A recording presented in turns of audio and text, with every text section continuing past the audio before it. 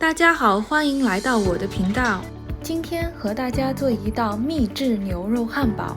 首先，我们准备腌牛肉的材料：牛肉糜300克，加入1小勺盐，0.5小勺黑胡椒，搅拌均匀，腌制20到30分钟左右。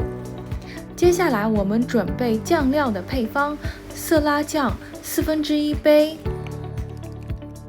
1大勺帕玛森 cheese， 1小勺橄榄油， 0.5小勺黄芥末， 0.5毫升黑胡椒， 1小撮盐，然后我们切半个青柠，加入酱料中，2瓣大蒜切碎，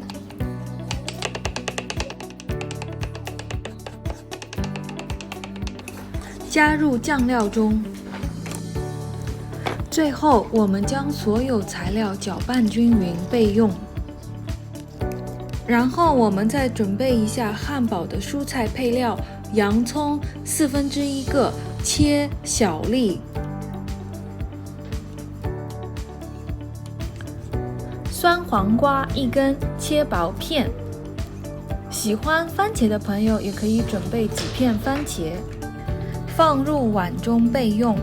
接下来，我们准备1张油纸，然后我们把牛肉糜分成3份，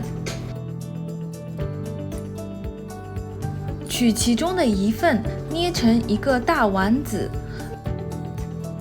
放入油纸中压扁。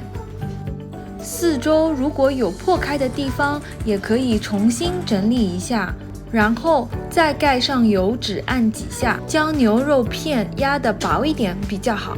起锅热油，下牛肉片，将2面煎熟即可。接下来，将圆面包切开，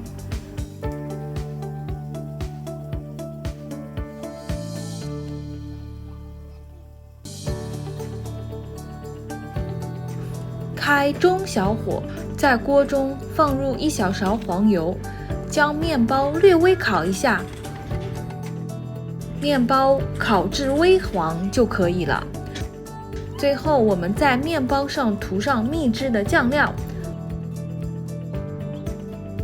放上生菜、牛肉片、洋葱粒、酸黄瓜，这里还可以加番茄片，放上1片芝士，再涂上1层秘制酱料。